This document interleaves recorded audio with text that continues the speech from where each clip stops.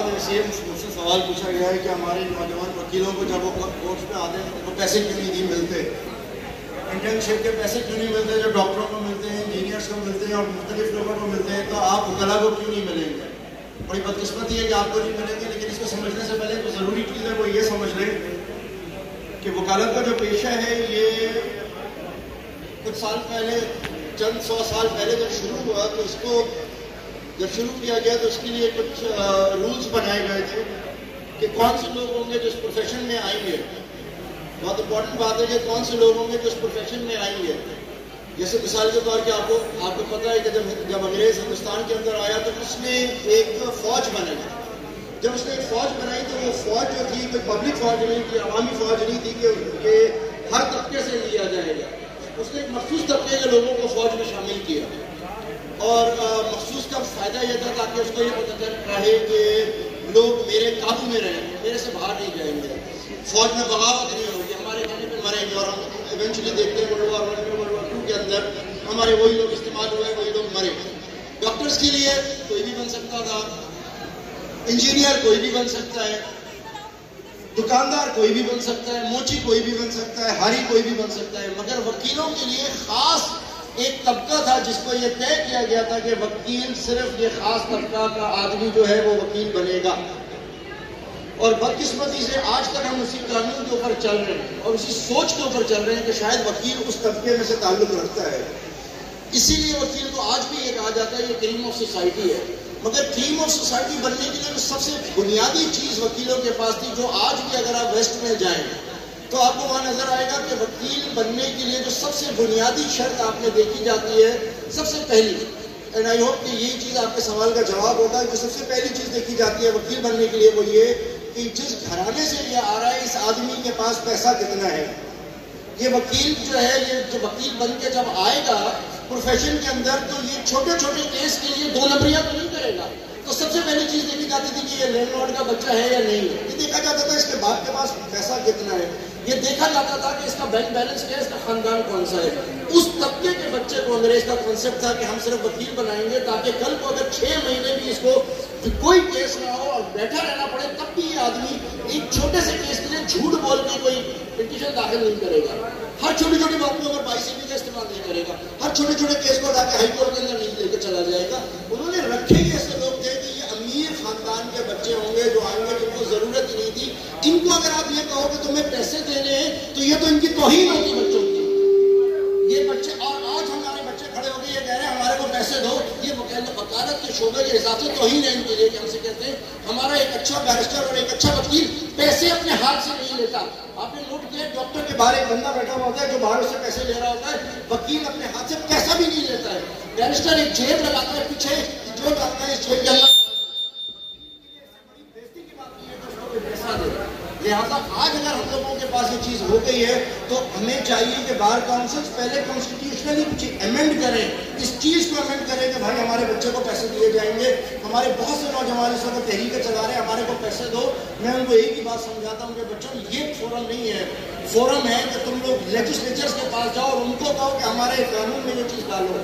कानून वहां से चेंज होगा, उसके बाद बार काउंसिल आपका साथ देंगे। इस काम के लिए हमारी बार काउंसिल मौजूद है, सब चीजें। तो अगर आपको तनख्वाह नहीं मिल रही, पैसे नहीं मिल रहे, तो इस वजह से नहीं मिल रही क्योंकि आप जिस प्रोफेशन में आए हो ये लॉर्ड्स का प्रोफेशन है, सुना है ना। तो हम इत्तेफाक से बदकिस्मती से आज लॉर्ड नहीं है। अगर हम लॉर्ड नहीं है और हम इस प्रोफेशन में आ गए तो इसकी फिर कुछ ज़रूरतें हैं, उनको सीख लो, फिर आपको ज़रूरत ही नहीं होगी इस पैसे की।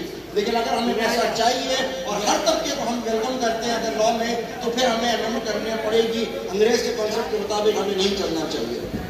Thank you so much sir.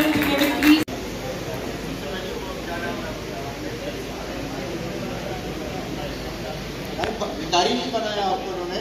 एक बात, पहली बात तो अपने जहन में आप बड़े आराम से इत्मीनान से बैठा लीजिएगा, कोई भी सीनियर आपको सिखाएगा नहीं क्योंकि आप फिर उसके वो क्लाइंट लेके भाग जाओगे। इसलिए कोई आपको सिखाएगा नहीं, जो कर रहे हैं आपने खुद ही करना है और खुद ही आपने सीखना है। दूसरी बात यह कि जिस वक्त आप अपने किसी सीनियर के पास आप जाते हैं ना तो बहुत सारे सीनियर हैं जो फिर अपने जूनियर को ये लिबर्टी देते हैं कि जाओ जाके फलाने मैटर्स है तो इनको चलाओ। बहुत सारी ये होता है आपके अपने हार्डवर्क के ऊपर भी। देखो हर इंसान की अपनी एक कीमत है। कीमत पुराने दौर में जाओ, चलो थोड़ा सा पुराने पीछे जाओ तो गुलाम बिका करते थे। जिस तरह हम बैठे हैं ना, इसी तरीके से स्टेज लगा करता था, बहुत सारे लोग खड़े होते थे, उसमें तय होता था कि भाई ये वाला गुलाम को, इसको ये काम आता है, इसको लिखना आता है, इसको पढ़ना आता है, इसको भागना आता है, इसको वजन उठाना आता है, इसको जो है ये स्मार्ट वर्क आता है। हार्ड वर्क स्मार्ट वर्क उस वक्त भी चलता था, उस हिसाब से आपकी कीमत लगा करती थी, उस हिसाब से आपके लोग बिका करते थे। आज जब हम नौकरी कर रहे हैं ना, तो it's a new form of slavery actually. तो जब हम आप जितने कॉम्पिटेंट होंगे उस हिसाब से आज की बात होगी। मेरे पास कुछ लड़के ऐसे हैं जो जब वो आए तो मैंने उनसे देखा कि लॉ में कितने अच्छे हैं। यकीन मानो लॉ में बिल्कुल डफर थे, उनको कुछ नहीं पता था, लेकिन उनकी मैंने क्वालिटीज चेक करना शुरू करी, बातें करते करते तो पता चला ये नीचे के कामों में बहुत अच्छी है। और कौन से नीचे के काम? रेवेन्यू के डिपार्टमेंट में भेज दो, कहीं ना कहीं से ये काम निकाल के लेके आ जाएगा। यकीन मानो उस लड़के ने उसके अंदर इतना पैसा कमा लिया कि वकालत में नहीं कमा सकता था जूनियर, तो उसमें कमा लिया। तुम्हारे पास अपना जाती स्किल क्या है अपने सीनियर को देने के लिए? सबसे पहला क्वेश्चन ये है, you are not a beggar but nobody will pay you. कोई तुम्हारे घर में आके नहीं देगा, नो फ्री लंच, कोई तुम्हें नहीं देगा यार तुम घर बैठ जाओ मैं तुम्हारे को पैसे दे रहा हूँ। तुम्हें अपनी क्वालिटी पता नहीं, सर मुझे बहुत अच्छी लिखनी आती है, सर मैं आपको ये रिसर्च करके चीज दे सकता हूँ, सर मैं आपको फलाने मामले के अंदर हेल्प कर सकता हूँ, और कुछ नहीं, एटलीस्ट मैं क्लाइंट को कन्विंस करना जानता हूँ, ये क्लाइंट आपसे भागेगा नहीं, सर और कुछ नहीं, मैं फलाना क्लाइंट ही तोड़ के लेके आ रहा हूँ आपके पास, तुम ये काम करो, तुम करते रहोगे। मेरे पास एक मुंशी आया, अनपढ़ मुंशी, वो मुंशी को मैंने ऐसे कहा, मैंने कहा काम करना करो, ऐसे नहीं दूंगा। 6 महीने के बाद मुंशी मुझे कहता सर मुझे इजाजत चाहिए, मैं कोई और काम करूंगा। मैंने पूछा क्या काम करोगे? कहता सर मैंने फलानी जगह होटल खोला, मैं होटल में काम करूंगा। मेरे पास पैसा कहाँ से आया? कहता सर 6 महीने आपके साथ काम किया तो मैंने इतना पैसा कमा लिया। क्यों? तुम्हें खुद इतना स्मार्ट होना है कि तुम अपना पैसा कमा सको, तुम्हें कोई अपना निवाला नहीं देगा। हम परिंदे नहीं है जो खाएं और खा के अपने बच्चों के मुंह में डालें, आपको खुद भागना पड़ेगा, खुद मेहनत करनी पड़ेगी। लेकिन जिस चीज की मैंने बात की है कि बार काउंसिल्स को करना है और हमारे असेंबलीज में ये लॉ पास करना है। आप सब सारे सीनियर्स बैठे हुए, जस्टिस साहब बैठे से पूछे क्या कोई ऐसा लॉ है कि जो जूनियर से उनको आपने पे करना है? लॉ तो है ही नहीं। पहले आप लॉ बनाओगे तो बाद में बार काउंसिल लाजिम आपको देंगी पैसे, लेकिन लॉ आपका जो बार काउंसिल है वो चलेगा, लॉ के ऊपर वो असेंबली आपके पास करेगी, वो उसूल है। तो आप राइट जगह के ऊपर करो ना, हम गलत जगह के ऊपर हिट कर रहे हैं और समझ रहे हैं रिजल्ट इसका अच्छा निकलेगा। प्रॉपर फोरम वो है, वहां से कानून साजी करो, जाओ जाके तुम बड़ी पॉलिटिकल पार्टीज बैठी हैं उनसे जाके मिलो, वहां पर वो काम होगा, कानून साजी जो भी फिर आएगी। और जो पार्टी आपका काम नहीं करती उस पार्टी को अगली दफा वोट नहीं दो, कोई दूसरी पार्टी आपका काम देगी। इंडिया के अंदर लॉयर्स को दिया जाता है सपोर्ट, दूसरी जगहों पर सपोर्ट दिया जाता है, हमारे पास क्यों नहीं दिया जा रहा? तो रीजन अब भिखारी बनने का नहीं है भैया, रीजन ये है कि तुम पहले अपनी स्किल्स कुछ तो डेवलप करो ताकि अपने जो सीनियर को जाके दो, वो तुम्हारे को फिर खुद खरीदेगा उसकी। आपकी जेब से पैसा चोरी करना है और कुछ नहीं। हम अपने सीनियर से उम्मीद करते हैं हमारे के लिए कुछ करे सर। बहुत किया लोगों ने, यहाँ पे बहुत कोशिश की गई है, लेकिन हुकूमत मुख्तलिफ जरियों से इधर उधर से, जब उनके पास हलाल जगह से नहीं है तो फिर वो इन जगहों से निकाल रहे हैं। जैसे हम छक्के मारते हैं ना, जैसे हम लोग भी इधर उधर के चक्के मार मार के चला रहे हैं, हमारी इकॉनमी आज तक क्यों स्टेबल है? मिसाल के तौर पर पाकिस्तान के इस वक्त जो रिजर्व है वो आपके 3 अरब रुपए पर रह गए। आपको मालूम है इसी साल के 6 जब से ये हुकूमत आई है, आपका सोना कितना बिका है पाकिस्तान में? पाकिस्तान में 16 अरब रुपए का लोगों ने सोना खरीदा है 6 महीनों में। 16 अरब रुपए का सोना खरीदा है लोगों ने अपने अकाउंट को रिकवर करने के लिए। तनख्वाह हमारी होती है 10,000 रुपए, हम खर्चा करते हैं 50,000 रुपए, कैसे खर्च करते हैं? खांचे मार मार के। तो ये हुकूमत हमसे प्यार से खांचा मार रही है, हालांकि कोई जरूरत नहीं है इस टेस्ट की, इस टेस्ट की भी जरूरत नहीं है। उसके बाद जो फिर आप दोबारा टेस्ट देते हो, कौन सा होता है?